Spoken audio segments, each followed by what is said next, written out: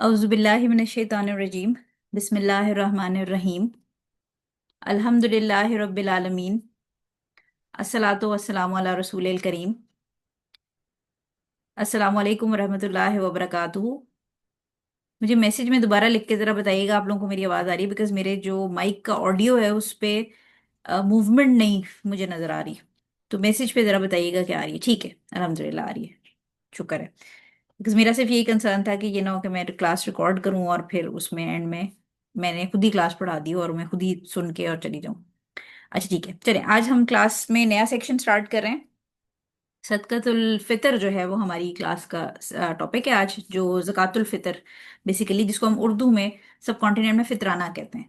और जो फितराना है वो ऑब्वियसली हमें पता है कि रमज़ान के एंड में जब रमज़ान के रोज़े हमारे ख़त्म होते हैं, रमज़ान का महीना ख़त्म होता है, तो उसके बाद हमने ये एक चैरिटी का सेक्शन है स्पेसिफिक, वो निकालना होता है, गरीबों के अंदर डिस्ट्रीब्यूट करना होता है और उसको हम फितराना कहते हैं। ठीक है, और बचपन से आपने यही सुना होगा, मैंने भी यही सुना था कि अब्बू जो हैं वो, या जिसके फादर नहीं होते उसके दादा, या कोई ना कोई बड़ा जो घर में होता है, जो प्राइमरी अर्नर होता है घर का, वो फिर सुनने में आता है कि अच्छा जी वो फितराने देने का टाइम हो गया है। तो बचपन से हम सुनते थे, लेकिन जब तक आप पढ़ते नहीं हैं तो आपको एग्जैक्टली पता नहीं चलता है कि इसकी वैल्यू क्या है, इसकी रूलिंग्स क्या है, इसका मकसद क्या है। फितराना यानी ज़कात तो एक डिफरेंट चीज़ है। ज़कात तो नॉर्मली एक आप समझे बिल्कुल जो ले मैंने उसको भी पता है, लेकिन फितराने की थोड़ी जो फाइन डिटेल्स हैं वो नॉर्मली लोगों को नहीं पता होती। बस उनको ये पता है कि हाँ फितराना देना होता है, लेकिन उसका मकसद क्या है प्राइमरी शरीयत के अंदर, और प्लस ये कि उसकी टाइमिंग्स क्या हैं, देना किसको है, किस किस ने देना है, इस किस्म की जो छोटे छोटे क्वेश्चन हैं इंशाल्लाह वो आज हम कवर करेंगे। और ये जो सेक्शन है ये छोटा सा सेक्शन है, 3 हदीसें हैं इसके अंदर, 505, 6 और 7। और सिंपल हदीस है, कोई इसमें मुश्किल चीज़ें नहीं है। लेकिन ये कि इनको पढ़ने के बाद आपको ऑनवर्ड ये समझ आ जाएगी कि जो फितराना है उसको किसको देना है और उसकी क्या डिटेल्स हैं। ठीक है, तो हम क्लास स्टार्ट कर लेते हैं। छोटा सा इंट्रोडक्शन इसका, क्योंकि वही मैंने आपको बताया कि ज़्यादा इसके अंदर कोई डिटेल नहीं है। तो सबसे इंपॉर्टेंट चीज़ ये कि अगर आपने, मैं पीछे आपको दिखाऊं स्लाइड, तो सदका अल फितर यानी सदकातुल फितर जो है उसके ऊपर बात हो रही है। तो सदका का वर्ड आ रहा है। अब लोग बड़ा कंफ्यूज होते हैं, क्योंकि कुरान में भी मल्टीपल प्लेसेस के ऊपर हम जब पढ़ते हैं तो सदका का वर्ड आता है, यानी इवन बहुत सारी आयत ऐसी हैं जहाँ पर ज़कात के लिए भी सदके का वर्ड यूज हुआ है। तो लोग कंफ्यूज होते हैं कि उनका, क्योंकि नॉर्मली जब हम उर्दू में बात करते हैं तो हम ज़कात मैंडेटरी वाली जो हमने निकालनी है उसको कहते हैं, और सदका जो है वो हम जो हमारा वॉलेटरी होता है यानी नफली जो होता है उसकी हम बात करते हैं। तो ये बात याद रखिएगा कि जो सदका है ये एक जनरल टर्म है, और जब हम सदका और ज़कात ये वर्ड जब साथ साथ यूज होते हैं तो फिर हम ज़कात को ऑब्लिगेटरी वाली सेक्शन में काउंट करते हैं और सदके को हम वॉलेंट्री वाली सेक्शन में काउंट करते हैं। लेकिन अगर सिर्फ सदका लिखा हुआ है, जो कि बहुत सारी अहादीस के अंदर भी लिखा होता है और कुरान की आयत के अंदर भी सिर्फ सदका लिखा हुआ है, तो उसके अंदर फिर हमने बेसिकली सदके की आगे दो टाइप्स आ जाती हैं, जिसको हम एक मैंडेटरी सदका या ऑब्लिगेटरी सदका कहते हैं, जो कि ब्रैकेट में उसका मतलब है ज़कात, जो फर्ज है। और वो ऑब्वियसली हमने पिछले सेक्शन के अंदर पढ़ लिया था कि उसकी ज़कात का निसाब है, ज़कात का एक हॉल है, पूरा एक डिटेल है। ठीक है, तो जब हमारे पास एक जनरल सदका वर्ड लिखा हो हदीस के अंदर या आयत के अंदर, तो इसके अंदर फिर हम कॉन्टेक्स्ट देखते हैं, उसका एक करीना या क्लू देखते हैं कि ये कॉन्टेक्स्ट में बात जो है वो मैंडेटरी सदका यानी ज़कात की बात हो रही है, या दूसरी जो टाइप है वो वॉलंटरी सदका या मुस्तहब जिसको कहते हैं या नफली कहते हैं, जो कि नॉर्मल हम सदका खैरात करते हैं उनकी बात हो रही है। तो ये जब भी आप कुरान या हदीस में सदके का वर्ड पढ़ेंगे तो आपने ये परेशान नहीं होना कि ये शायद सदके वॉलंटरी वाले की बात हो रही है, नफली वाले की बात हो रही है, और यहाँ ज़कात का तो वर्ड ही नहीं आया तो ये ज़कात नहीं होगी। हमने उसके कॉन्टेक्स्ट और हदीस में या जो भी जो सिचुएशन है, इसके साथ ऑब्वियसली कुरान के केस में हम असबाब नुज़ूल भी देखते हैं, जो किस टाइम पे इसका सबब क्या था, नाजिल हुई, और सहाबा ने उसको कैसे अंडरस्टैंड किया, हुजूर सल्लल्लाहु अलैहि वसल्लम ने उस आयत को कैसे सिखाया। तो इसलिए सदके का वर्ड जो है वो एक जनरल टर्म है। अगर आपको सदका और ज़कात इकट्ठा लिखे मिले तो इसका मतलब ये कि ज़कात फर्ज वाली है और सदका जो है वो वॉलेंट्री की बात हो रही है। लेकिन अगर सिर्फ सदका मिले तो उसके अंदर दोनों कवर हो सकते हैं। उसके अंदर जो मैंडेटरी सदका है यानी ज़कात वो भी कवर हो सकता है, और उसके अंदर वॉलेंट्री सदका यानी जो नफली सदका है वो भी कवर हो सकता है। और उसमें एग्जैक्टली उस हदीस या उस आयत के अंदर सदके का वर्ड का मतलब क्या है, फर्ज वाला है या नफली वाला, वो हम उसके कॉन्टेक्ट से समझते हैं। या जैसे जो तफसीर हम पढ़ते हैं, सहाबा की तफसीर उसके बारे में थी, या हुजूर सल्लल्लाहु अलैहि वसल्लम ने जिस तरह एक्सप्लेन किया उसके हिसाब से फिर हम समझते हैं कि ये जो सदके का वर्ड है ये फर्ज वाले की बात हो रही है या नफली वाले की बात हो रही है। ठीक है। सो ज़कात जो है वो मैंडेटरी सदका है, और ये पिलर इन इस्लाम है। और जो आज हम पढ़ेंगे फितराना, इसमें नाम तो आपको सदका जो अल फितर है उसकी बात हो रही है, लेकिन एक्चुअली ये मैंडेटरी है। ठीक है, तो इसको आप अगर समझना चाहें, यानी यहाँ पर जो बाब हम बुक में अगर देखेंगे तो इसको बाब जो है वो सदकातिल फितर, यानी बाबू सदकातिल फितर की बात कर रहे हैं, लेकिन एक्चुअली ये ज़कातुल फितर है, यानी मैंडेटरी है। ज़कात का वर्ड यहाँ पर यूज होएगा, ज़कातुल फितर की हम बात करेंगे। ठीक हो गया। अच्छा, अब जो फितर है वर्ड, वो क्या है? ये बेसिकली सौम या जो रोजा होता है उसका ऑपोजिट है लिंग्विस्टिकली। अरबिक के अंदर फितर ऑपोजिट है सौम का। और जो सदकातुल फितर है या ज़कातुल फितर है, ये बेसिकली ज़कात है। तो ज़कात जब मैंने कह दिया तो इसका मतलब है आपको समझ आ जानी चाहिए कि ज़कातुल फितर बेसिकली मैंडेटरी है, फर्ज है, क्योंकि ज़कात का वर्ड जब भी आएगा इसका मतलब है फर्ज है। ठीक है, पहली चीज आपको समझ आ गई कि फितराना फर्ज है, ज़कातुल फितर इसका पूरा टर्म है। और ये फर्ज है, किस पर फर्ज है? हर मुसलमान पर फर्ज है, चाहे वो छोटा हो बड़ा हो। इसमें एज की कोई लिमिट नहीं है, इसके अंदर जेंडर की कोई लिमिट नहीं है, इसके अंदर किसी, आप समझेंगे किसी भी लिहाज से, जैसे निसाब वगैरह वाला कोई इसमें नहीं है सिस्टम के, जैसे हमने ज़कात में पढ़ा था कि निसाब होगा तो ज़कात होगी। इसमें ऐसा कोई चीज़ नहीं, हर मुसलमान ने देनी है। हर जो मेल है, फीमेल है, या इवन इंटरसेक्स है, उसने देनी है। छोटा बच्चा है, वो बेशक 1 महीने का बच्चा है, वो चाहे 1 साल का बच्चा है, चाहे वो 90 साल का आदमी है, औरत है, इसी तरह उसने रमजान के एंड में ये देनी है, क्योंकि ये रमजान के साथ कनेक्टेड है। और उसने रोजे रखे हैं या नहीं रखे, इससे हमें कोई गर्ज नहीं है। वो अगर उसकी कोई शरई प्रॉब्लम है, जैसे बहुत सारे लोग बूढ़े हो जाते हैं, वो रोजे नहीं रख सकते, उनको डॉक्टर मना कर देते हैं, या वो कोई जैसे पीरियड्स होते हैं खवातीन को, या कोई किसी का निफास है, पोस्ट पार्टम ब्लीडिंग हो रही है 40 डेज की, और रमजान के स्टार्ट में उसका बेबी पैदा हुआ है, तो उसने रोजे नहीं रखे, तो इससे हम बरी हैं, यानी इससे हमारा कोई कनेक्शन नहीं है कि उस शख्स ने रोजे रखे हैं या नहीं रोजे रखे। उसका जेंडर क्या है, उसकी एज क्या है, उसका फाइनेंशियल स्टेटस क्या है, उसकी फाइनेंशियल स्टेटस में मैं थोड़ी डिटेल आगे इंशाल्लाह जब हम हदीस करेंगे तो हम मैं आपको बताऊंगी, लेकिन ये हर शख्स ने देना है, चाहे उसने रोजे रखे हैं या नहीं रोजे रखे। ठीक है, तो इसमें आपको 3 बातें इंपॉर्टेंट ये पता चली कि जो सदकातुल फितर है वो बेसिकली ज़कात है, ज़कातुल फितर कहते हैं उसको, और ये मैंडेटरी है, यानी फर्ज है। फर्ज किस पे है? हर मुसलमान, जो कि मर्द औरत बच्चा बूढ़ा कोई भी, उसने सबने देनी है। At the end of month of Ramzan देनी है, और चाहे उसने रोजे रखे हैं या नहीं रखे, उन सब ने देनी है। ठीक है, सो इसका डिफरेंस प्राइमरीली जो नॉर्मल ज़कात है उसके साथ क्या हो गया कि एक तो ये कि उसके अंदर हमारे पास निसाब था, इसके अंदर निसाब का कोई नहीं है, कोई मेंशन नहीं है। और प्लस ये कि उसके अंदर एक 1 ईयर पूरा गुजरने का था, इसमें यहाँ पर 1 मंथ है। बेसिकली रमजान का महीना जब खत्म होगा तो आपने एक सर्टेन टाइम है, उससे पहले पहले देना है। ठीक है, तो अब हम पहली हदीस पे आ जाते हैं। हदीस नंबर 505 देखिएगा। अब्दुल्ला इब्ने उमर रजी अल्लाह ताला अन्हो से रिवायत है कि रसूल सल्लल्लाहु अलैहि वसल्लम ने मुसलमानों के गुलाम आज़ाद, अब ये देखें, ये जो कॉमास के साथ वर्ड्स हैं इनको देखिएगा। गुलाम यानी मुसलमानों के का मतलब है कि ऑब्वियसली मुसलमानों पर फर्ज है, क्योंकि रमजान सेक्रेड डे मुसलमानों के लिए। तो मुसलमानों के गुलाम आज़ाद, मर्द औरत बच्चे बूढ़े, सब पर सदका फितर वाजिब किया है। जब वाजिब का वर्ड आ गया तो इसका मतलब है ये फर्ज है, और अगर कोई नहीं देगा तो उसके ऊपर गुनाहगार हो। क्योंकि अगर आपको रूलिंग्स याद हो जो हमने हुक्म की पढ़ी थी, मैंने आपको काफी दफा पढ़ाई हैं कि 5 तरह के हुक्म होते हैं, जिसके अंदर फर्ज है, नफली या मुस्तहब या सुन्नत भी जिसको कहते हैं, यानी सबसे टॉप पे फर्ज होता है। सेकंड जो है वो नफली, उसी का दूसरा नाम सुन्नत भी है, उसी का उसको मुस्तहब भी कहते हैं, वॉलंटरी जिसे कहते हैं। थर्ड जो है वो मुबाह है। फोर्थ जो है वो मकरूह है। और फिफ्थ जो है वो हमारे पास हराम है। ठीक है, तो मैं आपको दोबारा रिवाइज करा रही हूँ कि फर्ज जो है वो एक्ट होता है जिसको करना ऑब्लिगेटरी है, और अगर आप उसको करेंगे तो सवाब मिलेगा, और अगर आप छोड़ेंगे तो गुनाह मिलेगा, जैसे नमाज हो गई है, रमजान के रोजे या ज़कात है। नफली जो था या सुन्नत था वो एक्ट है जिसको अगर आप छोड़ेंगे तो गुनाह नहीं मिलेगा, लेकिन करेंगे तो सवाब मिलेगा। मुबा वो एक्ट है जिसके बारे में शरीयत साइलेंट है, आप करें ना करें डजेंट मैटर, मतलब आपके खाना खाना या आपका कहीं बाहर निकल के जाना, यानी जो भी आपकी इस तरह की चीजें हैं, जो अगर आपने चीजें खरीदनी है, कोई अपनी रोजमर्रा की एक्टिविटीज हैं, झाड़ू लगाना, कपड़े धोना, ये आपकी इसमें मुबा है। आपको शरीयत जो है वो, अगर ऑब्वियसली आप अगर इंटेंड करेंगे कि फॉर द सेक ऑफ अल्लाह है, तो फिर ये आपके लिए एक डीड, गुड डीड बन जाएगी, लेकिन नॉर्मली इसके ऊपर कोई हराम हलाल की रूलिंग नहीं है। अच्छा, और उसके बाद जो फोर्थ कैटेगरी थी वो हमारे पास मकरू की थी। मकरू वो कैटेगरी है जिसको अगर आप छोड़ देते हैं फॉर द सेक ऑफ अल्लाह तो आपको सवाब मिलेगा, बट अगर आप कर लेते हैं तो गुनाह नहीं मिलेगा। ठीक है, मकरूह है।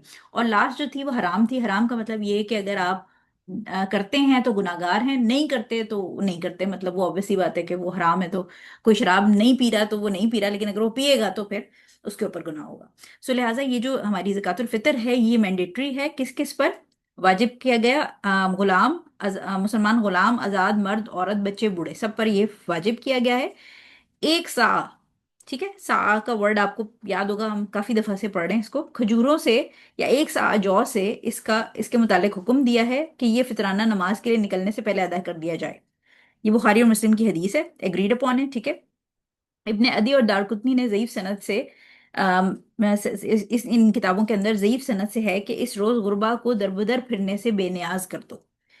ठीक है, तो ये हमारे पास दो इसके अंदर डिटेल मिल गई। पहली वाली में हमें जो जिसने जिसने पे करना है, जो एलिजिबल है इसको पे करने का, उसके बारे में बताया गया है। कब पे करना है वो बता दिया गया है। और जो सेकंड वाली है वो बेशक वीक सनद के साथ है, लेकिन इसके अंदर एक हमें मकसद मिल जाता है कि जो ज़कातुल फितर है वो क्यों शरीयत ने लागू की है। रूलिंग्स पे आ जाएं। रूलिंग में हम इसकी ये देख रहे हैं। अब साहब मैं आपको दोबारा याद दिला दूं कि ये यूनिट ऑफ वॉल्यूम है। हमेशा याद रखिए कि पुराने ज़माने के यूनिट्स डिफरेंट थे, हमारे डिफरेंट हैं। हम अब यूजुअली यूनिट्स जो वॉल्यूम के लिए यूज़ करते हैं वो मिलीलीटर। जैसे दूध जो है वो वॉल्यूम होता है, तो दूध जो है वो 1 मिलीलीटर होता है, या पिंट होता है इसके लिए यूज़। या कप्स, जैसे मैंने आपको पिछली उसमें बताया था कि जैसे हम केक जब बना रहे होते हैं तो हम कहते हैं 2 कप आटा। अब 2 कप आटा जो है वो वेट का यूनिट नहीं है। 2 कप आटा जो है वो वॉल्यूम का। वॉल्यूम और वेट में अगर आप लोगों ने साइंस पढ़ी है तो फिर आपको इजीली वेट और वॉल्यूम का फर्क समझ आ जाएगा, लेकिन अगर किसी ने साइंस नहीं पढ़ी तो उसको मैं आसानी में समझा ये देती हूँ कि आपके पास एक सूटकेस है, ठीक है, एक सूटकेस है जो आपने ट्रेवलिंग में इस्तेमाल करना है। उस सूटकेस में आपने ढेर सारे पत्थर भर दिए, ठीक है। अब पत्थर आपने भर दिए और उसके बाद अब आपने वो जब भर गया तो आपने उसको उठाया तो उसका वो बहुत भारी है, क्योंकि आपने उसमें पत्थर भरे हैं। तो इससे क्या, पत्थरों से क्या हुआ कि वो वेट बहुत ज्यादा हो गया, वजन उसका ज्यादा हो गया, आप उठाएंगे तो बहुत भारी होगा। आपने सूटकेस भरा और उसको उठाया तो वो भारी है। लेकिन अब आपने पत्थर निकाल के उसकी जगह सर्दियों की फ्लफी सी एक रजाई, जो आप समझे जो वो पॉलिएस्टर वाली रजाइयाँ आती है ना, एक तो रुई वाली होती है वो बहुत भारी होती है, जो पॉलिएस्टर वाली बड़ी नरम नरम सी होती हैं और वेटलेस होती हैं, आप उसको ओढ़ें तो उसके नीचे आपको दबने वाली फीलिंग नहीं आती। तो पॉलिएस्टर वाली आपने रजाई जो है वो उसके अंदर सूटकेस में ठूंस के डाल दी। अब सूटकेस तो भर गया, आपने जिप बंद की, और जब आपने सूटकेस उठाया तो सूटकेस हल्का है। क्यों हल्का है? क्योंकि उस रजाई का वेट यानी वजन कम था और उसका वॉल्यूम ज्यादा था। वॉल्यूम का मतलब है फैलाव किसी चीज का। उर्दू में मुझे नहीं पता वॉल्यूम को क्या कहते हैं, लेकिन फैलाव बेसिकली, ठीक है। तो जो सा है वो फैलाव का यूनिट है, वो वजन का यूनिट नहीं है। लेकिन अब क्योंकि हम बहुत सारे हमारे यूनिट्स इंटरनेशनली चेंज हो गए हैं, हम ऐसा यूनिट सिस्टम इस्तेमाल करते हैं। तो उसके अंदर हम क्या करते हैं, फिर स्कॉलर्स ने क्या किया, क्योंकि ऑब्वियसली फी जमाना हमें कंटेम्प्रेरी रूलिंग्स चाहिए ना। मतलब आप किसी को कहें कि भाई तुम 2 जग खजूरें ले आओ, तो वो कहेगा ये पागल हो गई हैं, 2 जग खजूरें मंगा रहे हैं। 2 जग दूध तो हो सकता है, पानी तो हो सकता है, 2 जग खजूरें नहीं हो सकती। सो लिहाजा जो सा का यूनिट है वो प्राइमरीली वॉल्यूम का यूनिट है। लेकिन अब स्कॉलर्स ने क्योंकि उसको आम बंदे के इस्तेमाल के लिए, उसके समझने के लिए आसानी करनी थी, तो उन्होंने इसको फिर केजीज के अंदर कन्वर्ट किया अप्रोक्सीमेटली। यानी हम ये नहीं कह सकते कि सा जो है वो एग्जैक्टली 2.5 या 3 केजी होगा। हम ये कहते हैं अप्रोक्सीमेटली, अंदाजन 2.5 किलो होगा ये। बट वही बात है कि अब आपने अगर एक मुट्ठी चावल लिए और उसका आप वजन करें, और एक मुट्ठी आपने खजूरें ली हैं उसका वजन करें, और एक मुट्ठी आपने छोटे दरिया के किनारे वाले कंकरियां ली हैं तो उसका वजन करें, तीनों के वजन में फर्क होगा। ठीक है, तो जब हम स्कॉलर्स आपको वेट देते हैं कि फितराने के अंदर आप जौ या चावल या गंदुम इतने किलो दें, तो वो एक अप्रोक्सीमेट वेट होता है, और इसीलिए उसमें एग्जैक्ट आपको फिगर नहीं दिया जाता, आपको एक रेंज दी जाती है कि just to be on safe side आप थोड़ा सा ज्यादा दे दें, ताकि हो सकता है कि आप फितराने में खजूरें दे रहे हो, या आप फितराने में जौ दे रहे हो, या आप फिर फितराने में आटा दे रहे हैं, तो आटे का वेट कम होगा वर्सेस जो ग्रेन इटसेल्फ सॉलिड ग्रेन होगा उसका वेट ज्यादा होगा। ठीक है, सो इसलिए जो वेट अगर आप मेयर करेंगे एक सा, यानी सा का यूनिट यहाँ पर किया गया है कि एक सा जो है वो देना है आपने फितराने के तौर पे। तो अगर आप खजूरों का एक सा लेंगे तो वो डिफरेंट होगा वर्सेस जौ का एक सा लेंगे। ठीक है, तो एक अप्रोक्सीमेट स्कॉलर्स ने हमें दी हुई है। हम एग्जैक्टली नहीं कहते कि ये 2 किलो होगा या 2.5 किलो होगा। और हम सेफ साइड पे कहते हैं कि थोड़ा सा ऊपर वाली साइड पे, यानी जैसे ज़कात में भी हमने ये बात की थी कि अगर आप थोड़ा ज्यादा दे देंगे to be on safe side तो इट्स बेस्ट। क्योंकि जो आप एक्स्ट्रा देंगे वो सदके में काउंट हो जाएगा। लेकिन अगर ऑब्लिगेशन से नीचे चले गए आप, यानी जितना ये मतलब ऐसे है कि अगर आपके ऊपर फर्ज जो है वो 3 किलो था और आपने 3.25 दे दिया तो आपको फायदा होगा। लेकिन फर्ज 3 किलो था और आपने 2.5 दिया तो इसका मतलब है आधा किलो आपके ऊपर डेट रह गया, उधार रह गया अल्लाह ताला की तरफ से। तो सा जो है उसको अगर आपको याद हो, हमने बाबुल मियाँ के अंदर और वजू का जो बयान था उसके अंदर भी हमने पढ़ा था कि ये 4 मुद, अच्छा 4 मुद जो है वो एक यूनिट था जो कि चुल्लू जिसको हम उर्दू में कहते हैं, चुल्लू पर पानी। ठीक है, तो ये एक एवरेज बंदा, यानी खवातीन के हाथ जरा छोटे होते हैं तो इसलिए एवरेज मर्द जिसके एक नॉर्मल हाइट का जो एक मर्द है, यानी छोटे कद का मर्द या बहुत जाइगेंटिक मर्द नहीं लेकिन एक दरमियाना एक अच्छी बिल्ड का जो मर्द है, उसके दोनों हाथों में फैला के वो जितनी चीज आएगी उसको एक मुद कहते हैं। ठीक है, तो ये जो एक सा है ये 4 मुद है। तो बेसिकली आप समझे कि 4 मुद जो है वो किस तरह होगा, पुराने जमाने में किस तरह होता था, वॉल्यूम से ज्यादा चीजें मैयर होती थी पहले। तो वो क्या करते थे, जैसे अगर किसी ने एक सा खजूरें देनी है तो बेसिकली वो खुले हाथों से, मर्द जो होते थे वो खुले हाथों से 4 दफा चुल्लू भर भर के और वो एक स्टैक लगाते थे, इसका मतलब ये एक सा हो गया। ठीक है, तो 4 मुद एक सा के बराबर होते हैं। और अगर हम इसको रफली लीटर्स या केजी में कन्वर्ट करें तो ये तकरीबन 2 से 3 केजी के बीच में बनता है, लेकिन बेहतर ये है कि आप 3 केजी का हिसाब लगाएं। ठीक हो गया। और 3 केजी का हिसाब किस तरह लगाएं, अगर आप खुद कैलकुलेट करना चाहते हैं कि आपने किसी को फितराना देना है और आप कह रहे हैं कि मेरे पास आटा है, तो फिर आप ये करें कि जो लीटर वाला जग है, जो हमारे पास दूध नापने वाला जग होता है, वो 3 जग भर के आप एक चॉपर में डाल दें तो ये आपकी एक सा हो गया। ठीक है, तो बेसिकली 3 केजी इज बेस्ट। 3 से कम ना जाएं, क्योंकि वही मैं बात करती हूँ कि to be on safe side is always better, कि आप अपनी जो जिम्मेदारी है उससे ज्यादा कर दें, उससे कम ना करें। अच्छा, अब यहाँ पर जो इस हदीस के अंदर नाम लिया गया है वो हमारे पास खजूरों और जौ का नाम लिया गया है। ठीक है। अ, अच्छा, तो जौ जो है ये बेसिकली इससे ये पता चलता है कि कुछ लोगों ने ये समझा कि क्योंकि इस हदीस के अंदर सिर्फ खजूरों और जौ का जिक्र है तो लिहाजा सिर्फ खजूर और जौ जो है वो दी जा सकती है फितराने में। लेकिन ऐसा नहीं है, क्योंकि हम नेक्स्ट जो हदीस पढ़ेंगे उसमें आप ये देखेंगे कि हुजूर सल्लल्लाहु अलैहि वसल्लम ने और भी चीज़ों के नाम लिए। तो लिहाजा जो भी जिस एरिया में, फॉर एग्जाम्पल अगर आप बांग्लादेश में रहते हैं तो वहां पर चावल एक स्टेपल फूड है। ठीक है, तो आप क्या करेंगे, आप चावल फितराने में दे सकते हैं। पाकिस्तान इंडिया की अगर आप बात करें तो हमारे लिए आटा बड़ा इंपॉर्टेंट है, तो हम आटे की ऑप्शन ले सकते हैं। तो यानी और भी डिफरेंट फूड्स जो हैं वो डेट्स और बार्ले के अलावा आप दे सकते हैं, बट वो क्या होंगे उसकी शर्तें फिर हम आगे अगली हदीस में पढ़ेंगे। अच्छा, अब इसमें से हदीस में से एक और हमें पॉइंट, थर्ड पॉइंट ये पता चलता है कि जकातुल फितर जो है वो मैंने आपको पहले बता दिया कि मैंडेटरी है, इसमें एज और जेंडर का कोई सिलसिला नहीं है, लेकिन इसमें मुस्तहब, मुस्तहब कहते हैं हाईली रिकमेंडेड। तो अगर कोई खातून प्रेग्नेंट है और बच्चा जो है वो माँ के पेट में है तो मुस्तहब है, इट्स हाईली रिकमेंडेड कि उसका भी ज़कातुल फितर दे दिया जाए। ऑब्लिगेटरी नहीं है, ऑब्लिगेटरी जो बच्चा पैदा हो गया उससे ऑनवर्ड की है, लेकिन अगर आप दे देंगे तो वो बेहतर है, उसमें बच्चे की जिंदगी में और ओवरऑल बरकत होती है। तो स्कॉलर्स कहते हैं कि हाईली रिकमेंडेड है कि अगर बच्चा जो है वो माँ के पेट में है तो फिर उस बच्चे का भी ज़कातुल फितर दे दी जाए। नंबर फिफ्थ पॉइंट है, देगा कौन, देगा वली या गार्डियन, यानी जो हेड है घर का, जो नान नफका उठा रहा है, खर्चा उठा रहा है, उसकी रिस्पॉन्सिबिलिटी है प्राइमरीली, क्योंकि ऑब्वियसली वो बाकी खर्चे भी उठा रहा है तो उसकी रिस्पॉन्सिबिलिटी है कि वो फैमिली के बिहाफ पे, यानी जो भी उसके किचन में से लोग खा रहे हैं, जो ऑब्वियसली उसके जैसे पुराने जमाने में ये गुलाम का देखें आप, इसमें वर्ड यूज किया गया है, तो अगर कोई किसी ने जैसे होता है ना बहुत सारे लोग गांव से, उनके पास कोई यतीम बच्चा होता है वो भी आया होता है, वो भी साथ ही मतलब बड़ा हो रहा होता है, तो इस केस में अगर वो उनके साथ ही रहता है और उनके ऊपर ही डिपेंडेंट है और घर का काम शाम भी करता है तो उसका भी फिर सदका जो है वो, सॉरी, ये ज़कातुल फितर जो है वो गार्डियन ऑफ द फैमिली या वली ऑफ द फैमिली जो होगा ना वो देगा। लेकिन इसमें ये इंपॉर्टेंट बात याद रखिएगा कि अगर किसी, जैसे किसी के घर में अब 2 बेटे 2 बेटियां हैं, तो बड़ा जो बेटा है और बड़ी जो बेटी है वो दोनों अपने अपने, यानी बड़ा बेटा जो है वो अपना कमाने लग गया है और अपना वो अफोर्ड करता है अपनी चीजें, अपना खर्चा, तो वो फिर अपना जो ज़कातुल फितर है वो खुद देगा। और इसी तरह जो बेटी है वो अगर शादी हो गई है तो फिर शादी होकर वो अपने घर चली गई है तो उसका हस्बैंड अब रिस्पॉन्सिबल होगा। सो लिहाजा यानी जो इंडिपेंडेंट हो गया है, जो अपने पाँव पे खड़ा हो गया है, या बच्चियों की अगर शादी होगी है तो फिर उनका ज़कातुल फितर बाप पे फर्ज नहीं है। हाँ, अगर अलबत्ता जैसे बहुत दफ़ा ऐसा होता है कि बच्चियां जो हैं वो अगर कहीं बाहर मैरिड हैं तो वो अपने फादर को कह सकती हैं कि आप हमारी तरफ से दे दीजिएगा, यानी जिसको हम वकील कहते हैं कि आप अपना एजेंट बना दें, तो तो वो कह सकती हैं इस तरह, लेकिन ये कि वो फादर की जो रिस्पॉन्सिबिलिटी है उससे निकल जाएंगी। तो बेसिकली जो छोटे बच्चे हैं या जो पढ़ रहे हैं, जो इंडिपेंडेंट नहीं है, उनकी प्राइमरीली, और बेगम की, या अगर पेरेंट्स हैं साथ रह रहे हैं और पेरेंट्स का भी जो खर्चा उठा रहा है अगर बेटे के साथ रह रहे हैं, तो फिर उस केस में जो मेन गार्डियन है घर का, जो मेन अर्नर है, उसके ऊपर ये रिस्पॉन्सिबिलिटी होगी कि वो देगा। अब देनी कब है?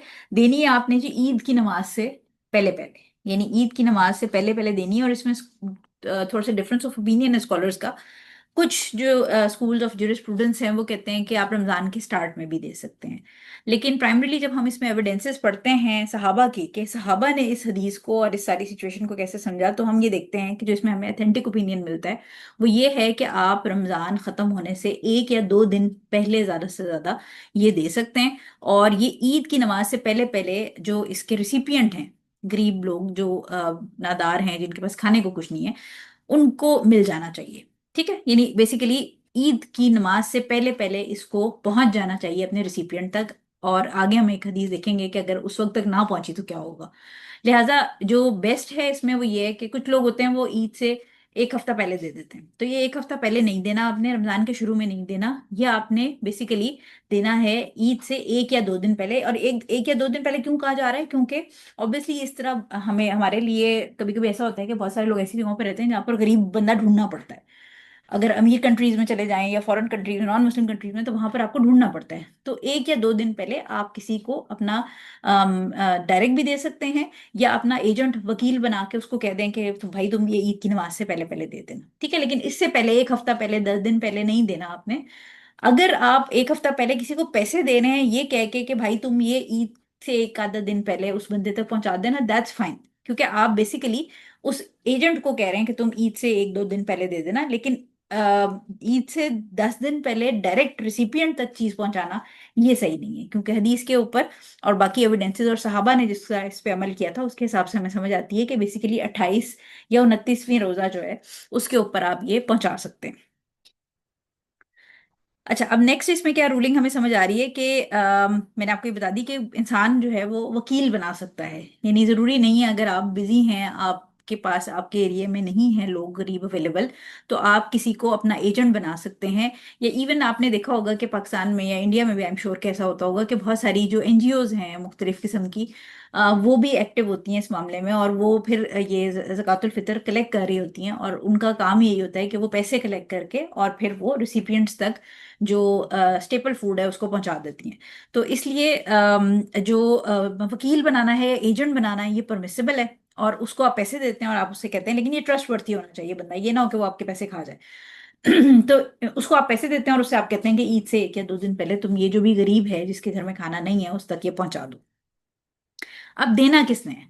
यानी ज़कात के अंदर तो हमने ये बात की थी ना कि निसाब होता है। तो यहाँ पर भी ये ज़कातुल फितर है, लेकिन इसमें निसाब नहीं है। इसके अंदर बेसिकली एक आम जबान में जो समझाया जाता है, स्कॉलर्स कहते हैं कि जिस शख्स के पास अपने और अपनी फैमिली के लिए 1 दिन का खाना मौजूद है, कुछ स्कॉलर्स 3 दिन भी कहते हैं कि 1 से 3 दिन का खाना मौजूद है, तो उनके ऊपर ये ज़कातुल फितर जो है वो देना फर्ज हो जाएगा।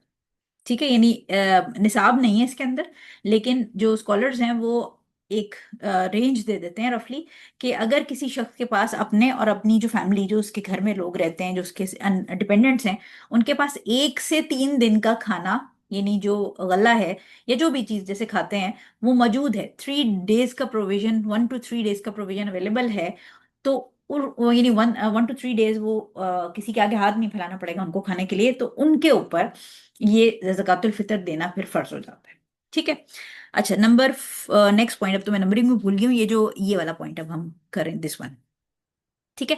अच्छा, ज़कातुल फितर की इंपॉर्टेंट चीज़ आपने याद रखनी है कि कोशिश ये करें कि अपने लोकल एरिया के अंदर पहले लोग चेक करें, क्योंकि देखें इंडिया पाकिस्तान में तो हमें बहुत गरीब लोग मिल जाते हैं, बांग्लादेश में मिल जाते हैं, आई एम श्योर दुबई वगैरह में, सऊदीया में भी मिल जाते होंगे।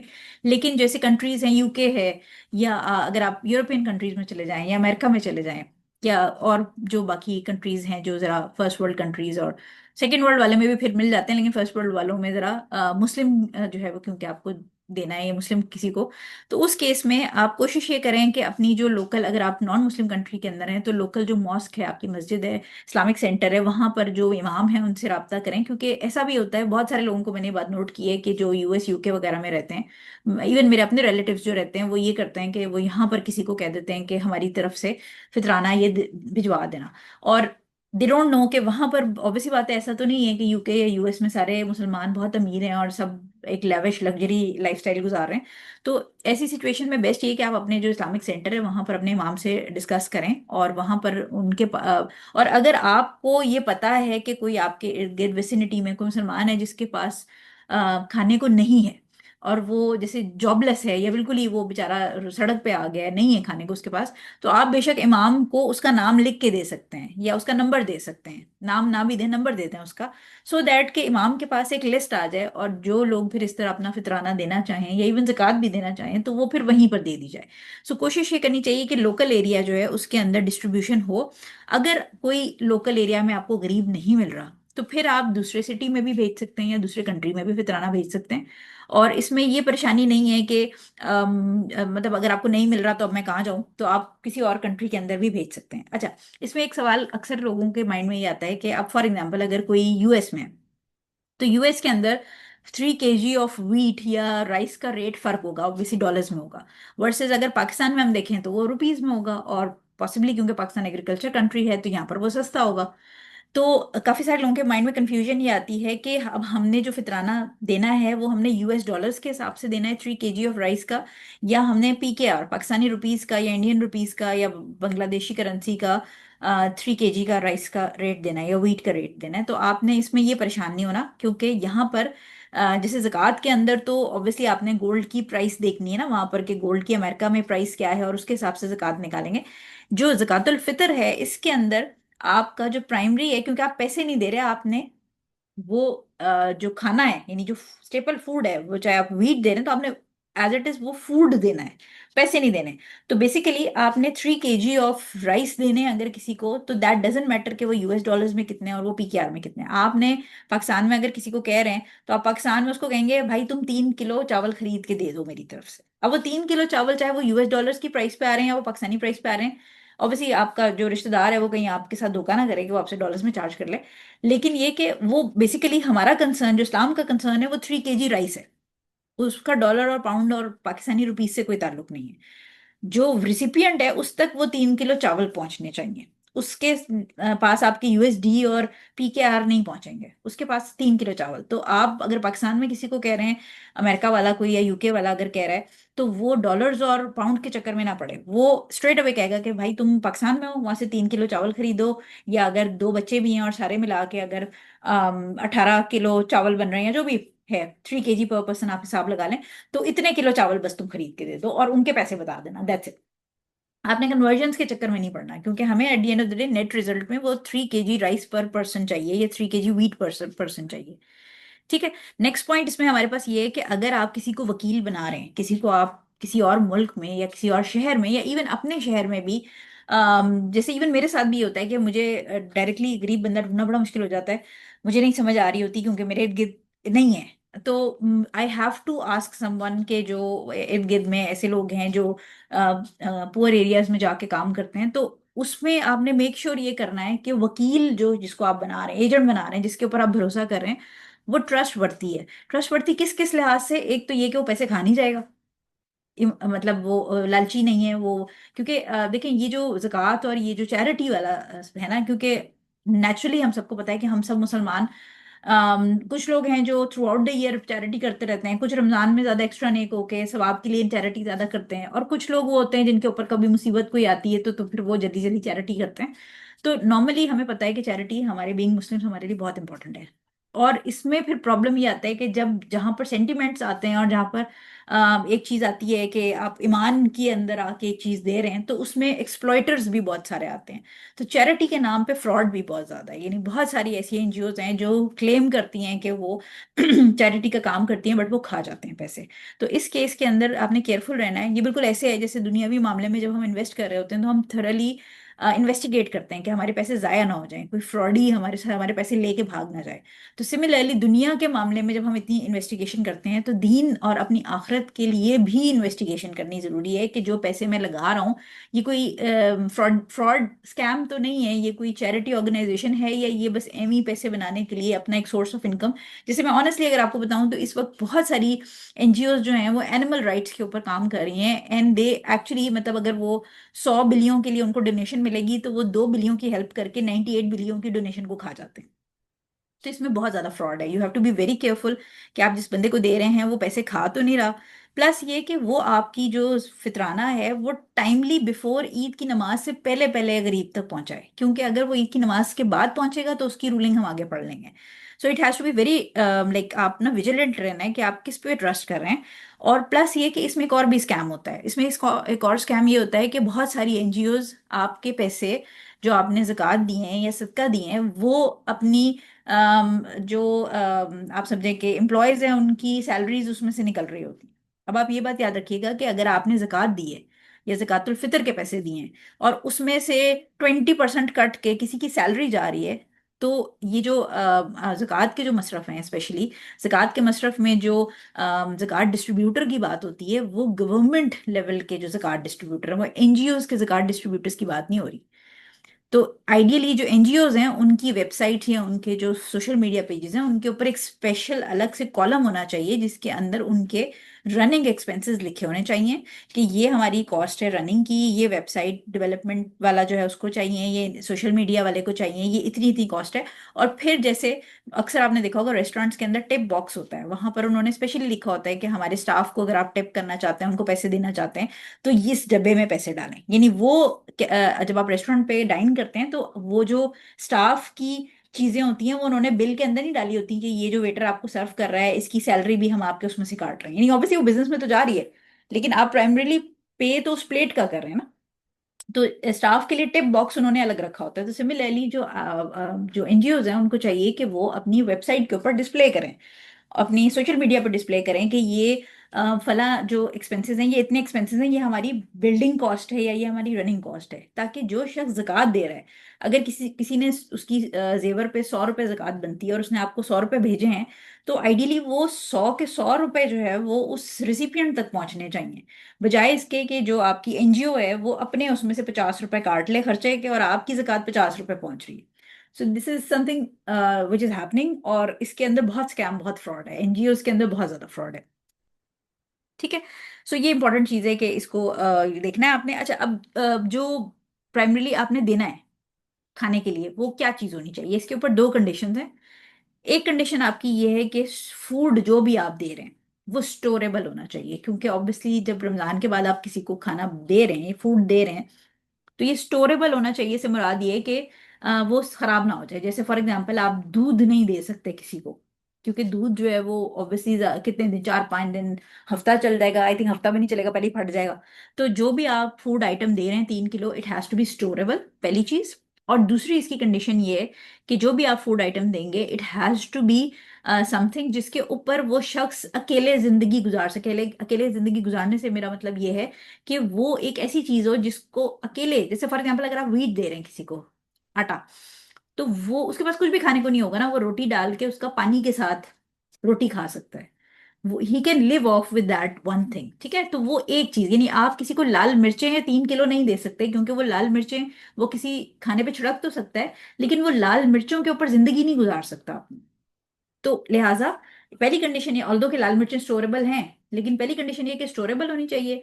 तो आप इस तरह की मतलब दूध नहीं दे सकते उसको, या कोई चीज़ ऐसी नहीं दे सकते जो स्टोर ही नहीं हो सकती, सब्जियां नहीं दे सकते आप उसको, फ्रूट्स नहीं दे सकते, स्टोरेबल आइटम होना चाहिए। और दूसरी चीज़ ये कि आपकी वो स्टेपल फूड होना चाहिए, नहीं उसके ऊपर वो अकेले जिंदगी गुजार सके। तो यहाँ पर इस हदीस में क्योंकि खजूरों का जिक्र है, और खजूरें जो है वो ऑब्वियसली हमें पता है कि वो उसको जब थोड़ा ड्राई करके उसको तैयार कर देते हैं, तो खजूरें फिर आपको फ्रिज की भी जरूरत नहीं है, वो इजीली आप लंबे अरसे के लिए रख सकते हैं। और प्लस ये कि खजूर के ऊपर ऑब्वियसली क्योंकि मदीना वगैरह में बहुत ये स्टेपल फूड था, हुजूर सल्लल्लाहु अलैहि वसल्लम के अपने घर में बहुत दिनों तक चूल्हा नहीं जलता था और खजूर और पानी पे गुजारा होता था।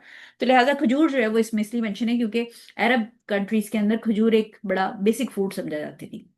बट अगर आप इंडिया पाकिस्तान में आ जाएंगे तो यहाँ पर आटा या चावल हो सकते हैं। इवन बांग्लादेश में अगर आप चले जाएं तो चावल होंगे। तो एज पर सिचुएशन बार्ले हो सकती है, व्हीट हो सकता है, राइस हो सकता है, डेट्स हो सकते हैं, इसी तरह किशमिश भी हो सकती है, वो हम आगे हदीस में पढ़ते हैं।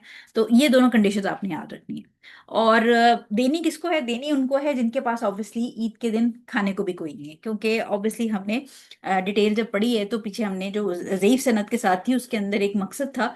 तो उसके अंदर हमें पता चलता है कि जिसके पास खाने को नहीं है, क्योंकि जिसके पास 1 से 3 दिन का खाने का स्टॉक मौजूद है उसने तो देनी है। तो फिर देनी किसको है? देनी उसको है जिसके पास खाने को नहीं है।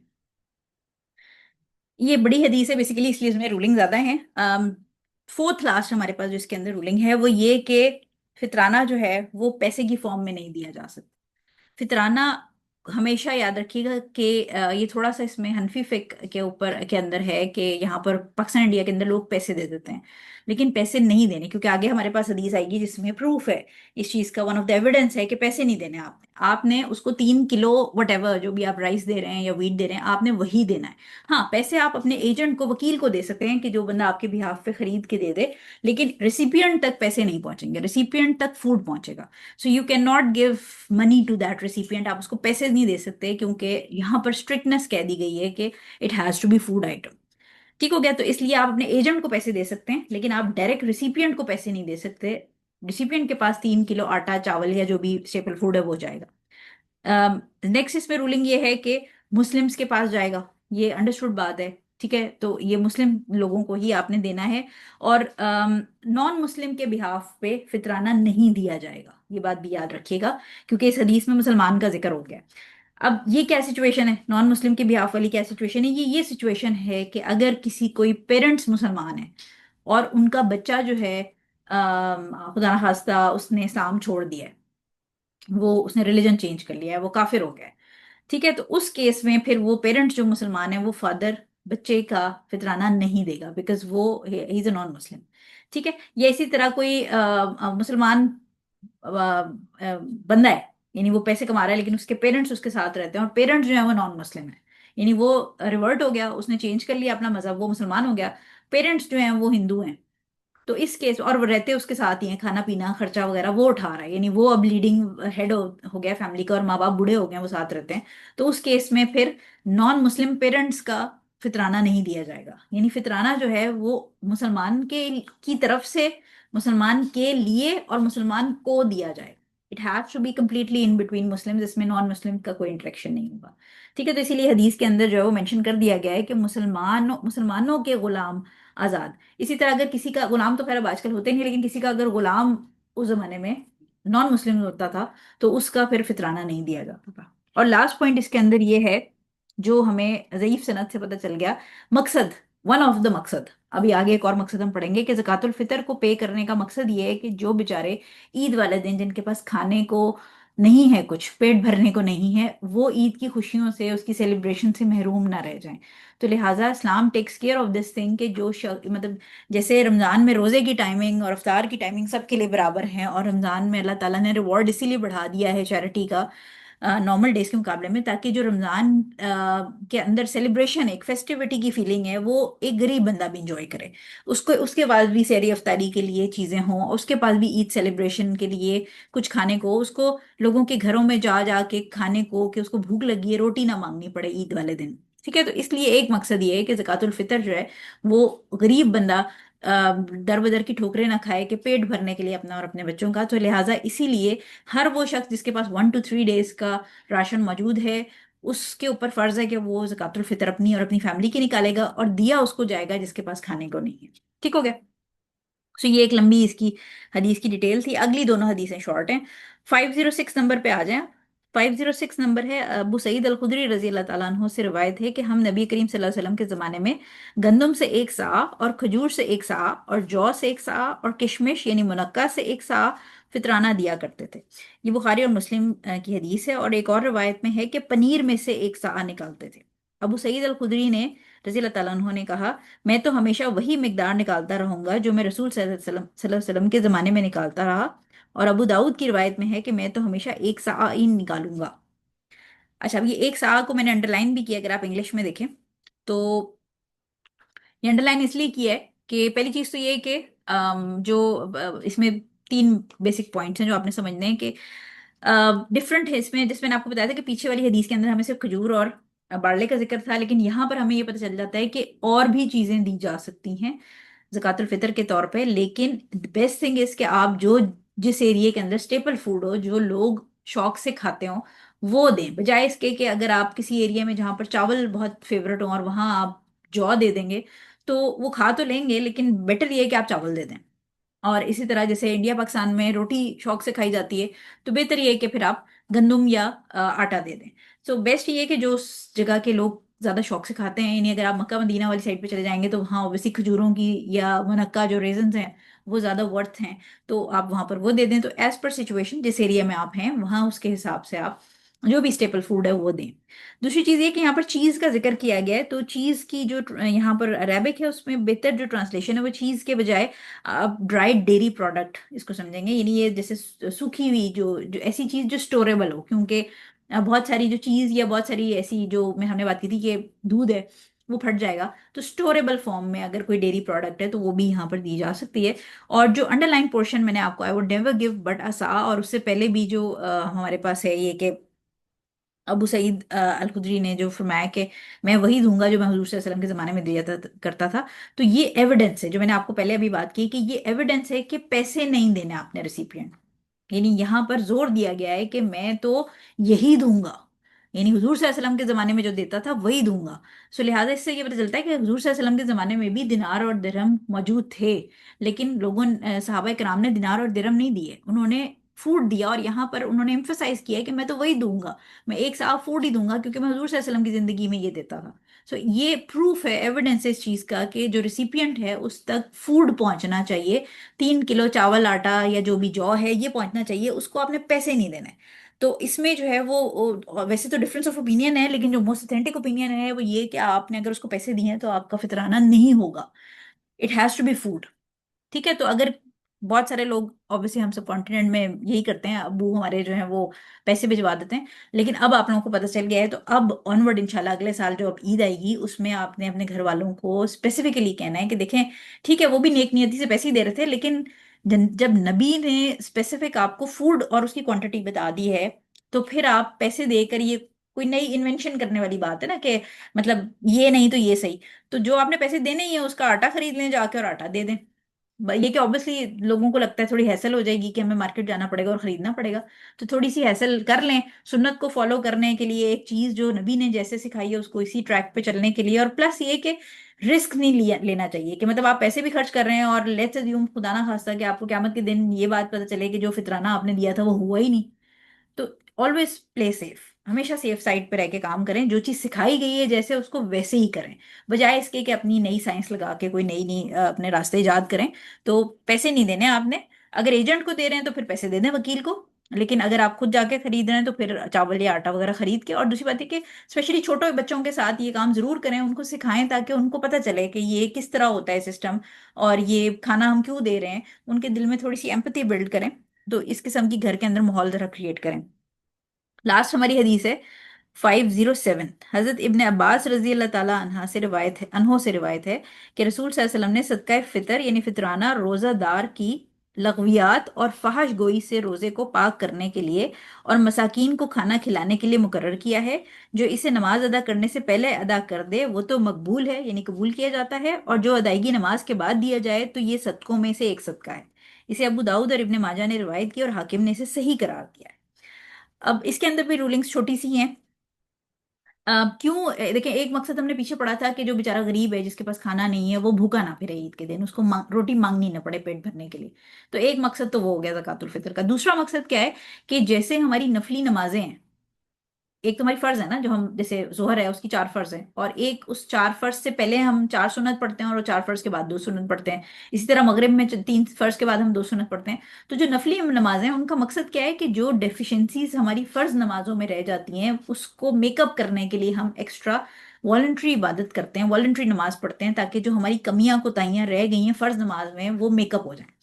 ठीक है, या हमारी जो कमियां रह गई हैं, आप समझें कि जो हमारी जो ज़कात के अंदर अगर कोई डेफिशिएंसी रह गई है तो उसको हम कवर अप करें डेफिशिएंसीज। तो बेसिकली जो जकातुल फितर है वो क्या है कि हम रमजान में जब रोजे रख रहे होते हैं, तो रमजान में बहुत दफा ऐसा होता है, सबके साथ ही होता होगा आई एम श्योर, कि कभी ट्रैफिक में फंस गए और कभी किसी की गाड़ी लग जाती है, क्योंकि रमजान में हर बंदा अफ्तारी के टाइम पे भागा जा रहा होता है रोड के ऊपर, और कभी किसी की गाड़ी किसी से लग रही होती है, कभी कोई सिग्नल तोड़ रहा होता है, कभी कुछ हो रहा होता है, लोगों की लड़ाइयाँ शुरू हो जाती हैं।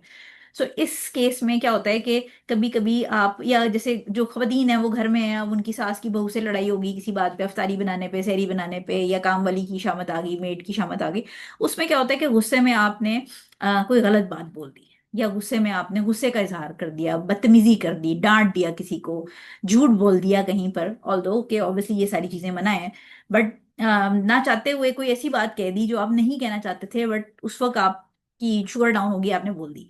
सो ये जो सारे एक्ट्स हैं या ये चीजें हैं जो कि मना है रोजे के अंदर, और रोजा खराब कर देती हैं आपका, उनको मेकअप करने के लिए, उन डेफिशिएंसीज को मेकअप करने के लिए जकातुल फितर जो है वो आपको एक सपोर्टिंग, यानी आपके लिए अल्लाह ताला की तरफ से एक चैरिटी होती है, क्योंकि चैरिटी ऑब्वियसली हमें पता है कि हमें बहुत सारी बैड सिचुएशन से बचाती है, और अल्लाह ताला के जो आप समझें कि कहर है उससे बचाती है। तो लिहाजा रमजान में जो गलतियां कोताहियां छोटी छोटी हो जाती हैं इंसान से रोजे के दौरान, उसको ये कवर अप करती है। ठीक है। दूसरी बात ये कि जो जकातुल फितर है वो बेसिकली, इससे हमें ये पता चलता है कि देने वाले और लेने वाले दोनों के लिए फायदेमंद है।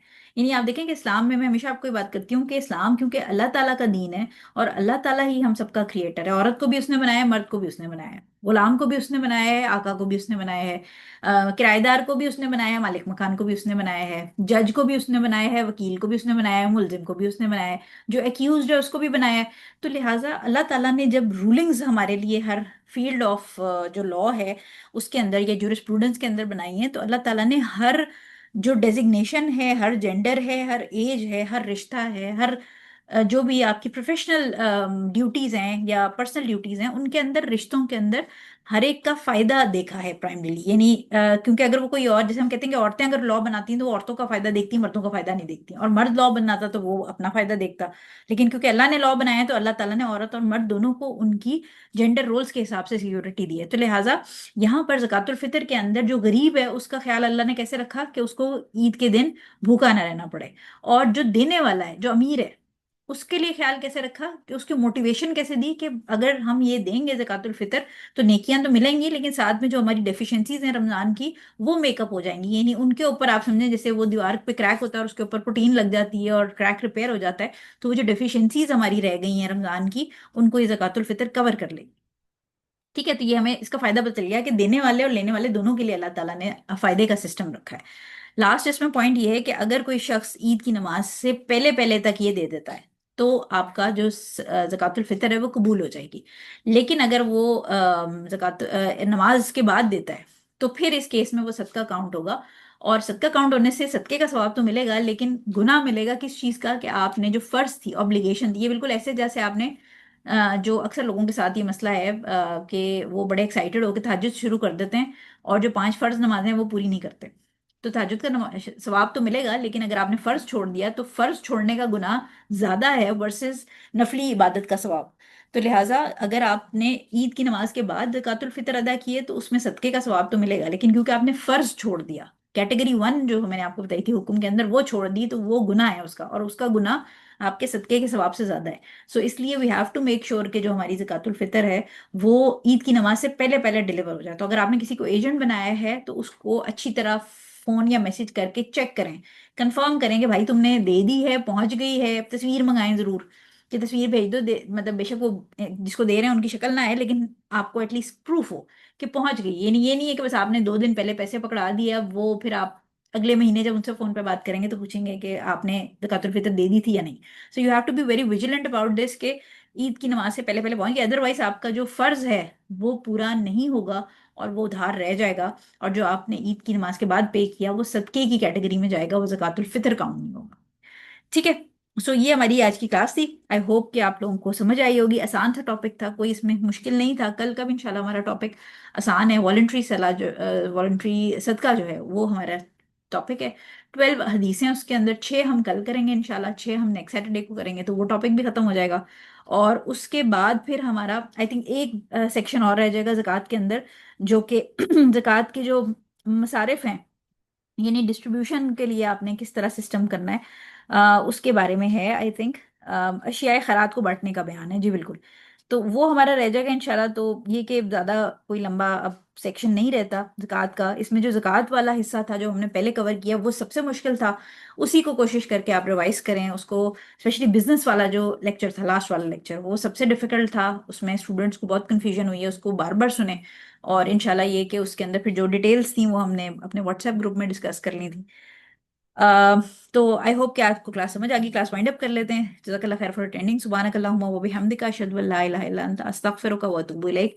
अस्सलामु अलैकुम व रहमतुल्लाहि व बरकातुहू।